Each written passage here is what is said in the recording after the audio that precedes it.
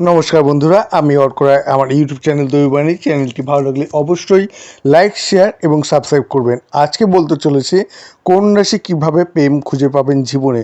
সাথে থাকবে আপনার জন্মছকের সপ্তম ঘর জানান দেবে যে আপনি কোথায় আপনার হবু স্ত্রীকে বা আপনার হবু হাজব্যান্ডকে খুঁজে পাবেন। এছাড়াও থাকবে আপনার বাড়ি থেকে কত দূরে শ্বশুরবাড়ি হবে, মানে আপনার বিবাহের সম্পর্কিত সমস্ত কিছু জানান দেব আমি মাত্র এই একটা ভিডিওতে।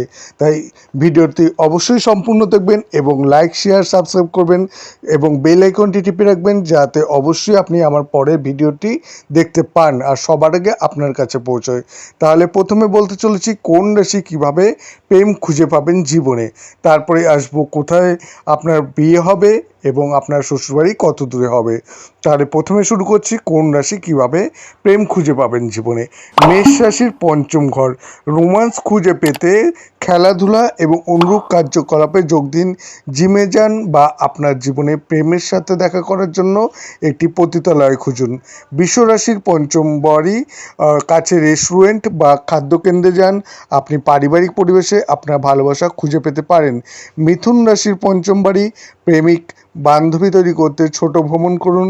লাইব্রেরিতে যান, বইয়ের দোকানে ঘুরে বেড়ান আপনার ভালোবাসা খুঁজে পেতে। কর্কট রাশির পঞ্চম বাড়িতে আপনার ভালোবাসার সন্ধান করতে সমুদ্র সৈকতে যান, রেস্টুরেন্টের কাছাকাছি জল। এছাড়াও আপনার মায়ের সাথে ভ্রমণে প্রায়ই আপনার ভালোবাসার বেরোলে পরে আপনার ভালোবাসার সম্মুখীন হতে পারেন। সিংহ রাশির পঞ্চম ঘর, বাচ্চাদের সাথে খেলুন, যে কোনো বাচ্চাদের সাথে পার্টিতে যোগ দিন, এতিমখানায় যান এবং আপনার ভবিষ্যতে জিএফ বিএফ দ্বারা আপনি কিন্তু তাদের লক্ষ্যে আসতে পারেন। কন্যা রাশির পঞ্চম ঘর, স্বাস্থ্যকেন্দ্র ক্লিনিক দেখুন, বিশেষ করে সবুজে ঘেরা গ্রিন পার্কে যান। কন্যা রাশির পঞ্চম ঘর, স্বাস্থ্যকেন্দ্র ক্লিনিক দেখুন, বিশেষ করে সবুজে ঘেরা পার্কে যান। তুলা রাশির পঞ্চম ঘর, আপনার ভবিষ্যৎ প্রেম মুখোমুখি হতে শপিং মলে যান, বিউটি পার্লার যান, পার্টিতে যান, বন্ধুদের সাথে মেলামেশা করুন। বৃশ্চিক রাশির পঞ্চম বাড়ি, আপনি নির্মাণের স্থান, কারখানা, যন্ত্রপাতির কাছাকাছি আপনার প্রেমের সম্মুখীন হতে পারেন, এই এলাকায় যান। ধনুরাশির পঞ্চম বাড়ি, দীর্ঘ যাত্রার সময় স্কুল কলেজে আপনার ভালোবাসা খুঁজে পান। মকর রাশি পঞ্চম ঘর, প্রেমের ট্রিগার পেতে বয়স্ক ব্যক্তিদের সাথে কথা বলুন, আপনি আপনার পেশায় প্রেমের সম্মুখীন হতে পারেন। কুম্ভ রাশির পঞ্চম ঘর, অনলাইনে প্রেমের গল্প আপনার জন্য বড় হবে, ডেটিং সাইট ফেসবুক, হোয়াটসঅ্যাপ বা ইনস্টাগ্রামে খুঁজুন। মীন রাশির পঞ্চম বাড়ি, আপনার ভালোবাসা খুঁজে পেতে হাসপাতাল, মেডিটেশন সেন্টার, চিড়িয়াখানা, সিনেমা হল, স্পা যান। এবার বলতে চলেছি আপনার স্ত্রীর সাথে আপনার কোথায় দেখা হবে বা আপনি খুঁজে পাবেন। আপনার জন্মছকে সপ্তম ঘর সেটা বলে দেবে। সপ্তম ঘরের সাইন বলে আপনার বিয়ে কিভাবে হবে, কিন্তু আমি জানাতে চলেছি আপনি সপ্তম ঘরের সাইন অ্যাক্টিভেট করতে পারেন ভবিষ্যৎ স্ত্রীর সাথে বা হবু হাজব্যান্ডের সাথে দেখা করার জন্য। সহজই রায় নিতে হবে, কারণ বিয়ে সাধারণত জীবনে দেরি করে হয়, তাই সপ্তম ঘরের সাইন অ্যাক্টিভেট করা তাৎক্ষণিক ফলাফল দেখা যায় না। যতক্ষণ না পুনরাবৃত্তি হয় ততক্ষণ কিন্তু আপনাকে খুঁজেই যেতে হবে। মেষ সপ্তম বাড়ি, স্ত্রীকে দেখতে যে কোনো ক্রীড়া প্রতিযোগিতায় যান, আপনার শারীরিক লড়াইকারী দলে স্ত্রীর সাথে দেখা করতে পারেন অথবা তারা শুধু আপনার কাছে আসে, জিমে ঘুরে আসুন। বৃষ রাশির সপ্তম বাড়ি বা সপ্তম ঘর, খামার, গ্রাম, ব্যাংক, বাগান পরিদর্শন করুন স্ত্রী বা স্বামীর সাথে খোঁজ পাওয়ার জন্য। মিথুন রাশির সপ্তম বাড়ি, খেলার মাঠে, ভাড়া জায়গায় বা খেলাধুলা বন্ধু সেটিংয়ে যান, সেখানে অবশ্যই খুঁজে পাবেন। ক্যান্সারের সপ্তম বাড়ি, আপনার নিজ শহর, সৈকত, রেস্টুরেন্ট পরিদর্শন করা ভালো ধারণা এবং স্ত্রী মিটিং সক্রিয় করতে সেখানে খুঁজে পেতে পারেন। লিও সপ্তম ঘর, থিয়েটার, সিনেমার হলে, পার্টি এবং উৎসবে স্ত্রীকে খুঁজুন। কন্যার সপ্তম ঘর, গৃহসন্ধানী স্বাস্থ্যকেন্দ্রে, সবুজে ঘেরা এলাকায় গাছপালার মধ্যে আপনার স্ত্রীকে খুঁজুন। তুলার সপ্তম বাড়ি, শপিং মল, বিউটি পার্লার, পতিতাবৃত্তি এলাকায় যাওয়া, স্ত্রী মিটিং সক্রিয় করার জন্য ভালো বুদ্ধি। আর বৃশ্চিকের সপ্তম বাড়ি, সাক্ষাৎ স্ত্রীর জরুরি ভিত্তিতে আপনি তাদের সার্জারির সময় দেখতে পাবেন, তারা হয়তো ডাক্তার, সমাধিস্থল এবং সমাধিস্থলের আশেপাশেও স্ত্রীর সাথে সাক্ষাৎ পাবেন। ধনুরাশির সপ্তম বাড়ি, আদালত, আইন প্রতিষ্ঠান, ধর্মীয় স্থান পরিদর্শন। মকর রাশি সপ্তম বাড়ি পাহাড়ে বেষ্টিত দুরন্ত শীতল স্থানে, দূরে দূরে স্থানে উচ্চতায় পত্নীকে খুঁজে বেরোন। কুম্ভ রাশির সপ্তম ঘর নিম্ন ব্যাকগ্রাউন্ড, এনজিও, কমিউনিটি সেন্টার, জনাকীর্ণ হল এবং এই স্থানে স্ত্রীকে খুঁজে পাবেন। মীন রাশির সপ্তম বাড়ি হাসপাতালে যান, ধ্যানকেন্দ্র, স্পা, বিদেশে বা নির্জনতায় অথবা শুধু তুমি পরোয়া করো না এইরকম জায়গায় খুঁজে বেড়ান, অবশ্যই তার দেখা পাবেন। কিন্তু যতক্ষণ না আপনার বিয়ে করেন ততক্ষণ বিয়ের বয়সে পৌঁছানো পর্যন্ত আপনাকে কিন্তু এই স্থানে বারংবার খুঁজে চলতেই হবে। এইবার বলতে চলেছি জ্যোতিষশাস্ত্রে বিবাহের নানা খুঁটিনাটি বিষয়ে গণনা করে ধারণা পাওয়া যেতে পারে।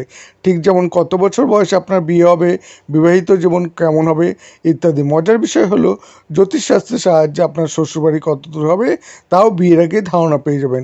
এ বিষয়ে ঠিক কী বলছে জ্যোতিষশাস্ত্র? জ্যোতিষশাস্ত্র অনুসারে বৃষ, সিংহ, বৃশ্চিক, কুম্ভ যদি আপনার রাশির সপ্তম ঘরে অবস্থান করে তবে বিয়ে আপনার বাড়ি থেকে 90 কিলোমিটারের মধ্যে হবে। চন্দ্র, শুক্র, বৃহস্পতি সপ্তম ঘরে থাকলে জাতক জাতিকার বিয়ে তার বাড়ির কাছেই হয়। যদি মেষ, কর্কট, তুলা, মকর রাশি সপ্তম ঘরে থাকে তবে আপনার বিবাহ জন্মস্থান থেকে 200 কিলোমিটারের মধ্যে হবে। অন্যদিকে যদি মিথুন, কন্যা, ধনু বা মীন দ্বৈত প্রকৃতিতে অবস্থান করে তবে আপনার বিবাহটি বাড়ি থেকে 80 থেকে 100 কিলোমিটার দূরে হয়।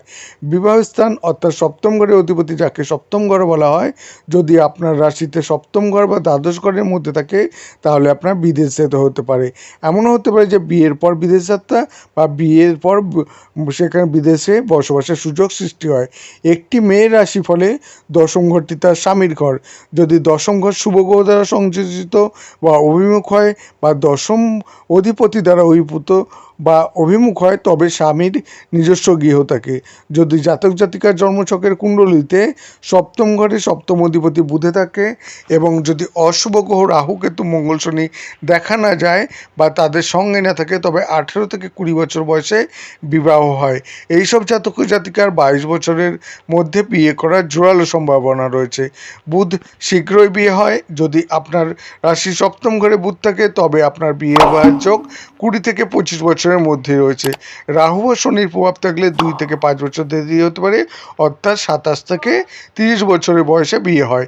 মঙ্গল, রাহু এবং কেতুর যে কোনো একটি সপ্তম ঘরে থাকে তাহলে পরে কিন্তু বিয়ে অনেকদিন পিছিয়ে যেতে পারে।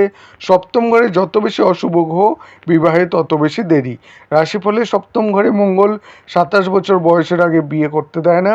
অন্যদিকে রাহু এখানে থাকলে বিয়ে সহজে হতে দেয় না। অনেক সময় বিষয়টি নিশ্চিত হওয়ার পর সম্পর্ক ভেঙে যায় বা বিয়ে ঠিক হলেও ভেঙে যায়। কেতু সপ্তম ঘরে থাকলে গোপন শত্রুর কারণে বিবাহে বাধা আসে। জন্মছকের সপ্তম ঘরে কোন গ্রহ থাকলে বিবাহ জীবনে কী প্রভাব দেয় এবার সেই বিষয়ে বলতে চলেছি। এটা ছেলে এবং মেয়ে উভয়ের জন্য কিন্তু আলাদা আলাদা রেজাল্ট হবে। স্থানীয় মেয়ের বা জাতক বা জাতিকার মেয়ে যারা তাদের মধ্যে কিন্তু চাঁদ থেকে সপ্তমে গ্রহ পরীক্ষা করতে পারেন। আপনাদের বিশিষ্ট ফলাফলের জন্য একাধিক গ্রহের ফলাফল পরিবর্তন করে যে কোনো গ্রহ আরোহণ এবং পঞ্চম ঘরও এটি পরিবর্তন করে। মেয়েদের রাশিফলে সূর্য যদি সপ্তমে থাকে স্বামী হালকা আচরণশীল এবং দয়ালু কিন্তু আর্থিকভাবে ভালো এবং দায়িত্বশীল। স্বামী নিজে কিন্তু পরাধীন। আর চাঁদ যদি সপ্তমে থাকে স্বামী মদ্যপ হতে পারে এবং বা কিছু গোপন থাকলে পরে হিংস্র আবেগপ্রবণ হতে পারে। তোমার চেয়ে মায়ের কথা বেশি শুনবে। সে বর্ণে কালো কিন্তু সব সময় নয়। মধ্যস্থতা স্ত্রী। আর মঙ্গল স্বামী অল্প বয়সে খুব শিক্ষিত না হলেও ভালোবাসায় তোমায় যত্ন নিতে পারে এবং খুব রোমান্টিক। মঙ্গল হলো বেঁচে থাকা, তাই বিয়ে হলো শুধুমাত্র মৌলিক চাহিদা থাকা। বিয়ের পর তেমন বিশেষ কিছুই নেই। বুধ শিক্ষিত, স্ত্রী স্মার্ট এবং যৌনতা বা বিয়ে নিয়ে খুব বেশি আগ্রহ না থাকা। যৌনতা ছাড়া চলে। বিয়ের পর অনেক নতুন কাজ এবং শখ যৌথ উদ্যোগ নেবে দম্পতি। বৃহস্পতি স্বামী মেয়ের চেয়ে সন্তানের প্রতি বেশি মনোযোগী, বাড়ির দেখাশোনা করার জন্য দায়ী, কিন্তু মেয়ের প্রতি আগ্রহী না, কিন্তু সে তোমাকে পেয়ে নিজেকে ভাগ্যবান মনে করে। শুক্র স্ত্রী ব্যবসায়ী হবে, জনপ্রিয় হবে, স্বামীর বোন হবে। আপনার কাজে খুব বেশি হস্তক্ষেপ করবেন না এবং সব সময় আপনাকে খুশি রাখার চেষ্টা করবেন। শনি স্ত্রী দূর থেকে আসে, আপনার প্রতি নিবেদিত প্রাণ, আর্থিকভাবে আপনার হাত নেই কিন্তু বিয়েতে সব দেয়। রাহু স্বামী আত্মকেন্দ্রিক হতে পারে, অর্থর বিনিময়ে শর্টকাট নিতে ভালোবাসে, বেড়াতে ভালোবাসে, অথবা বিয়ের পর প্রচুর ভ্রমণ করতে পারে। স্বামী নিজের জন্য খরচ করতে ভালোবাসে। কেতু স্বামী তোমার প্রতি আসক্ত হতে পারে, অর্থ উপার্জন করতে আগ্রহী নয় কিন্তু সবসময় তোমার কথা চিন্তা করে এবং তোমার কাছে থাকতে চায়। যদি সে থাকতে নাও পারে তাহলেও আপনার চেষ্টা করে যে সবসময় আপনার সাথে জুড়ে থাকতে। এরপরে বলতে চলেছি দ্বাদশ ঘরে শুক্র বিয়ের ফল কী ফল দেবে। ভেনাস হলো আপনার বিবাহের ফোকাস, কি এবং কোন থিম বিশিষ্ট হবে সেটা এবার বলতে চলেছি। ভেনাস মানে শুক্র। শুক্র যদি লগ্নের ওপরে বিবাহের ফোকাস, শারীরিক সম্পর্ক, যৌনতা এবং আকর্ষণ, তুমি সবসময় একে অপরকে আকর্ষণ করার চেষ্টা করো। দ্বিতীয় শুক্র বিয়ের মূল মন্ত্র অর্থ এবং অর্থ। বিয়ে পরিবারের মধ্যে বিশেষ পরিবর্তন আনে। বিয়ের আলোচনা বিষয় ও থিম হলো আপনারা দুজনেই আরাম উপভোগ করবেন কিভাবে। তৃতীয় ঘরে শুক্র বিয়ের ফোকাস হলো কিভাবে আপনি একে অপরকে সমর্থন করতে পারেন। বিয়ে অনেকটা অংশীদারিত্বের মতো এবং স্ত্রীকে আপনার প্রতিটি কাজে অংশগ্রহণ করতে হবে, ভুল বা সঠিক সেটা যাই হোক না কেন। চতুর্থ ঘরে শুক্র বিয়ের মূল বিষয় হলো কিভাবে আপনি একে অপরের যত্ন নিতে পারেন, মৌলিক চাহিদা পূরণ করতে পারেন, একে অপরের রক্ষা করা এবং সুরক্ষিত করা। পঞ্চম ঘরে শুক্র বিয়ের ফোকাস একে অপরের মধ্যে লুকোনো প্রতিভা বের করে আনছে, তুমি তাদের কাছে শিশুসুলভ দিক নিয়ে আসো। ষষ্ঠ ঘরে শুক্র বিয়ের ফোকাস হচ্ছে প্রতিদিনের সমস্যার সমাধান করা, সমস্যা কিভাবে আপনি একে অপরের উন্নতি করতে পারেন। সপ্তম ঘরে শুক্র বিয়ের মূল উদ্দেশ্য হলো বিশ্বাস এবং ভিন্ন ব্যাকগ্রাউন্ড, কিভাবে আপনি স্ত্রীকে গ্রহণ এবং মানিয়ে নিতে পারেন, বিভিন্ন ব্যাকগ্রাউন্ড থেকে আসে। শুক্র দশম ঘরে বিয়ের মূল বিষয় হলো কিভাবে জনসম্মুখে থাকা যায় এবং বিয়ে করা যেতে পারে এবং একে অপরের অবস্থা ও কর্তৃত্ব উন্নীত করার জন্য। 11তম ঘরে শুক্র বিয়ের ফোকাস বন্ধুত্বের নেটওয়ার্ক গড়ে তুলতে। বিয়েতে আপনি সামাজিকভাবে খুব জনপ্রিয় ওঠেন।